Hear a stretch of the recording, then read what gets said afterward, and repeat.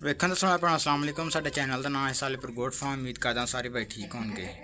ਅੱਛਾ ਦੋਸਤੋ, ਅਗਰ ਤੁਹਾਡੇ ਕਿਸੇ ਵੀ ਬੱਕਰੇ ਜਾਂ ਲੇਲੇ ਦੀ ਅਗਰ ਅੱਖ ਖਰਾਬ ਹੋ ਜਾਏ ਨਾ ਤੇ ਉਹਦਾ ਤੁਹਾਨੂੰ ਅੱਜ ਇਲਾਜ ਦੱਸਣਾ ਵਾ।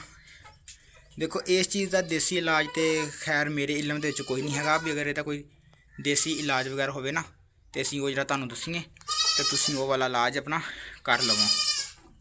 ਫਿਲਹਾਲ ਸਾਡੇ ਕੋਲ ਉਹ ਇਲਾਜ ਨਾ ਹੈਗਾ ਵਾ, ਨਾ ਸਾਡੇ ਇਲਮ ਦੇ ਵਿੱਚ ਆ ਜਿਹੜਾ ਦੇਸੀ ਆ। ਤੇ ਜਿਹੜਾ ਵਲੈਤੀ ਇਲਾਜ ਆ ਦਵਾਈਆਂ ਵਾਲਾ ਤੇ ਉਹ ਤੁਹਾਨੂੰ ਦੱਸ ਦਿੰਦੇ ਆ। ਤੇ ਖਾਸ ਕਰ ਜਿਹੜੀ ਇਹ ਵੀਡੀਓ ਆ ਨਵੇਂ ਫਾਰਮਰ ਵਾਸਤੇ ਆ। ਉਹ ਨਵਾਂ ਫਾਰਮਰ ਜਿਹੜਾ ਇਸ ਵੀਡੀਓ 'ਤੇ ਗੌਰ ਕਰੇ। ਤੇ ਇਹ ਮਸਲਾ ਸਾਡੇ ਨਾਲ ਪਹਿਲਾਂ ਵੀ ਇੱਕ ਦਫਾ ਆਇਆ ਸੀਗਾ, ਲੇਕਿਨ ਉਦੋਂ ਜਿਹੜਾ ਵਾ ਅਸੀਂ ਐਡੀ ਖਾਸ ਗੌਰ ਨਹੀਂ ਸੀ ਕੀਤੀ ਹੈਗੀ ਇਸ ਮਸਲੇ ਤੇ ਨਾ ਸਾਨੂੰ ਉਦੋਂ ਇਲਮ ਸੀਗਾ ਇੰਨਾ ਫਾਰਮਿੰਗ ਦਾ। ਤੇ ਖੈਰ ਉਹ ਜਿਹੜਾ ਮਸਲਾ ਸੀਗਾ ਖੁਦ ਬ ਖੁਦ ਹੀ ਜਿਹੜਾ ਵਾ ਨਾ ਰਿਕਵਰ ਹੋ ਗਿਆ ਸੀਗਾ। ਉਹ ਕੁਝ ਦੇਰ ਬਾਅਦ ਲੀਲੀ ਦੀ ਜਿਹੜੀ ਅੱਖ ਸੀ ਨਾ ਖੁਦ ਹੀ ਠੀਕ ਹੋ ਗਈ ਸੀਗੀ। ਲੇਕਿਨ ਅੱਜ ਦਾ ਜਿਹੜਾ ਮਸਲਾ ਵਾ ਇਹ ਦੱਸਣਾ ਲਾਜ਼ਮੀ ਆ, ਕਿਉਂਕਿ ਹਰ ਨਵੇਂ ਫਾਰਮਰ ਨਾਲ ਇਹ ਮਸਲਾ ਆ ਸਕਦਾ ਵਾ। ਦੁਆ ਇਹੀ ਆ ਕਿ ਕੋਈ ਵੀ ਮਸਲਾ ਵਗੈਰਾ ਨਾ ਆਵੇ ਨਵੇਂ ਫਾਰਮਰ ਦੇ ਨਾਲ। ਤਾਂ ਦੋਸਤੋ, ਮਸਲਾ ਇਹ ਹੈ ਕਿ ਇਹ ਜਿਹੜੀ ਹੁਣ ਲੀਲੀ ਬੈਠੀ ਆ ਨਾ ਥੱਲੇ ਆ, ਦੇਖੋ ਇਹਦੀ ਤੁਸੀਂ ਸਾਈਡ ਵਾਲੀ ਅੱਖ ਦੇਖੋ ਜ਼ਰਾ। ਇਹ ਦੇਖੋ ਅੱਖ ਉਹਨੇ ਬੰਦ ਕੀਤੀ ਹੋਈ ਆ ਤੇ ਇਹ ਜਿਹੜੀ ਇਹਦੀ ਅੱਖ ਵਾ ਨਾ ਇਹਦੇ ਵਿੱਚ ਹੋਇਆ ਜ਼ਖਮ। ਜਿੱਦਣੇ ਲੀਲੀ ਪੈਦਾ ਹੋਈ ਸੀ ਨਾ, ਪੈਦਾ ਹੋਣ ਤੋਂ ਕੁਛ ਦੇਰ ਬਾਅਦ ਹੀ ਜਿਹੜਾ ਵਾ ਨਾ ਜ਼ਖਮ ਹੋ ਗਿਆ ਸੀਗਾ। ਪਹਿਲੇ ਦਿਨ ਤਕਰੀਬਨ 24 ਘੰਟਿਆਂ ਦੇ ਵਿੱਚ ਤਾਂ ਹਲਕੀ ਜਿਹੀ ਜਿਹੜੀ ਆ ਨਾ ਐਲਰਜੀ ਵਗੈਰਾ ਅੱਖਾਂ ਦੇ ਉੱਪਰ ਐਲਰਜੀ ਹੋ ਗਈ ਸੀ।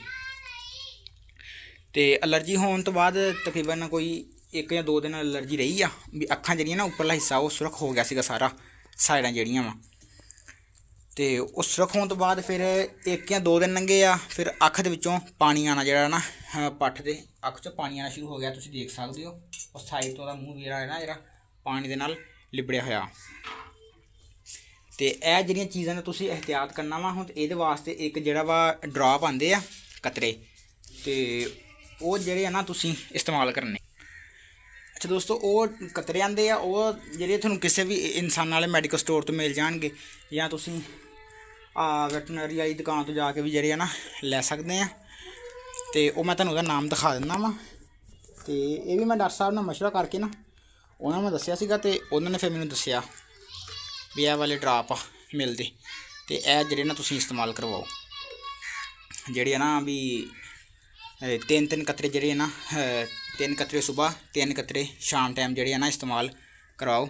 ਤੇ ਇਹ ਜ਼ਰਾ ਗੌਰ ਨਾਲ ਦੇਖ ਲਓ ਨਾਮ ਆ। ਹੁਣ ਉੱਪਰਾਂ ਦਫਾ ਹੋ ਜਾ ਤੂੰ, ਤੇ ਦਿਖਾ ਤਾਂ ਲੈਣ ਦੇ ਮੈਨੂੰ।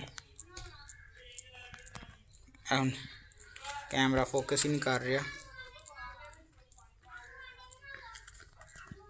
ਰੁਕ ਜਾਓ ਜ਼ਰਾ, ਹੁਣ ਜ਼ਰਾ ਇਹ ਦੇਖ ਲਓ, ਇਹ ਵਾਲਾ ਨਾਮ ਆ ਇਹਦਾ। ਤੇ ਇਹ ਪਿੱਛੇ ਦੀ ਜਿਹੜੀ ਆ ਕੀਮਤ ਵੀ ਲਿਖੀ ਹੈ ਤਕਰੀਬਨ 116-17 ਰੁਪਏ ਆ। ਤੇ ਇਹ ਤੁਹਾਨੂੰ ਕਿਸੇ ਵੀ ਇਨਸਾਨ ਵਾਲੇ ਮੈਡੀਕਲ ਸਟੋਰ ਤੋਂ ਮਿਲ ਜਾਏਗਾ। ਤੇ ਇਹ ਜਿਹੜੀ ਨਾ ਤੁਸੀਂ 3 ਕਤਰੇ ਸੁਬਾਹ ਸ਼ਾਮ ਜਿਹੜੇ ਆਪਣੇ ਜਿਹੜੇ ਜਾਨਵਰ ਦਾ ਕੋਈ ਮਸਲਾ ਵਾ ਨਾ ਅੱਖ ਦਾ, ਕੰਨ ਦਾ, ਤੇ ਉਹਨਾਂ ਨੂੰ ਤੁਸੀਂ ਨਾ ਸੁਬਾਹ ਸ਼ਾਮ ਜਿਹੜੇ 3 ਕਤਰੇ ਨਾ ਇਸਤੇਮਾਲ ਕਰਵਾਇਆ ਤੇ ਇਨਸ਼ਾ ਅੱਲਾਹ ਤਾਲਾ ਜਿਹੜਾ ਸਾਡਾ ਮਸਲਾ ਵਾ ਨਾ ਰਿਕਵਰ ਹੋ ਜਾਏਗਾ। ਤੇ ਫਿਲਹਾਲ ਤੇ ਮੈਨੂੰ ਆ ਰਿਹਾ ਨਿੱਕੇ ਲੈ ਤੰਗ ਕਰੀ ਜਾ ਰਹੇ ਆ, ਵੀਡੀਓ ਨਹੀਂ ਬਣਾਉਣ ਦੇ ਸਹੀ ਤਰ੍ਹਾਂ।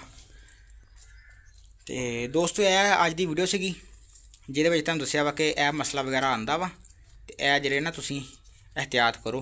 ਹਰ ਫਾਰਮ ਨਾਲ ਹੀ ਕੋਈ ਨਾ ਕੋਈ ਮਸਲਾ ਲਾਜ਼ਮੀ ਆਉਂਦਾ, ਤੇ ਇਸ ਕਰਕੇ ਤੁਸੀਂ ਇਹ ਚੀਜ਼ਾਂ ਦਾ ਇਹਤਿਆਤ ਕਰਨਾ ਵਾ। ਅਗਰ ਤੁਸੀਂ ਆਪਣੇ ਜਾਨਵਰਾਂ ਦੇ ਵਿੱਚ ਜਾਨਵਰਾਂ ਨੂੰ ਟਾਈਮ ਨਹੀਂ ਨਾ ਸਪੈਂਡ ਕਰੋਗੇ ਤਾਂ ਤੁਹਾਨੂੰ ਫਿਰ ਪਤਾ ਨਹੀਂ ਲੱਗਣਾ ਕਿ ਜਾਨਵਰ ਨੂੰ ਕੀ ਮਸਲਾ ਵਾ ਕੀ ਨਹੀਂ। ਹੁਣ ਅਸੀਂ ਜਾਨਵਰਾਂ ਨੂੰ 24 ਘੰਟੇ ਦੇਖੀਦਾ ਵੀ ਕੀ ਸੂਰਤ ਵਾਲਾ ਤੇ ਕੀ ਨਹੀਂ, ਤੇ ਉਹ ਵੀ ਜਿਹੜਾ ਵਾ ਫਿਰ ਸਾਨੂੰ ਤਾਂ ਪਤਾ ਲੱਗਦਾ ਵਾ ਕਿ ਇਹਨੂੰ ਆਹ ਮਸਲਾ ਵਾ। ਹੁਣ ਅਗਰ ਅਸੀਂ ਵੇਖੀਏ ਨਾ ਵੀ ਕੀ ਮਸਲਾ ਕੀ ਨਹੀਂ, ਤੇ ਉਹਦਾ ਫਿਰ ਸਾਨੂੰ ਕੀ ਪਤਾ ਲੱਗਣਾ ਕਿ ਜਾਂ ਸਾਡੇ ਜਾਨਵਰ ਦਾ ਮਸਲਾ ਨਾਲ ਕੀ ਮਸਲਾ ਹੋਇਆ ਵਾ, ਕੀ ਵਜ੍ਹਾ ਬਣੀ ਹੈ ਵੀ ਸਾਡਾ ਜਾਨਵਰ ਸੁਸਤ ਆ। ਤੇ ਇਸ ਕਰਕੇ ਇਹਨਾਂ ਚੀਜ਼ਾਂ ਦਾ ਜਿਹੜਾ ਵਾ ਖਾਸ ਕਰ ਜਿਹੜਾ ਨਾ ਸਾਨੂੰ ਖਿਆਲ ਕਰਨਾ ਪੈਂਦਾ। ਤੇ ਬਾਕੀ ਉਮੀਦ ਕਰਦੇ ਹਾਂ ਦੋਸਤਾਂ ਨੂੰ ਵੀਡੀਓ ਜਿਹੜੀ ਆ ਪਸੰਦ ਆਈ ਹੋਏਗੀ। ਮਿਲਦੇ ਇਨਸ਼ਾ ਅੱਲਾਹ ਅਗਲੀ ਵੀਡੀਓ 'ਚ। ਦੁਆਵਾਂ 'ਚ ਯਾਦ ਰੱਖਿਓ। ਅੱਲਾ ਹਾਫਿਜ਼।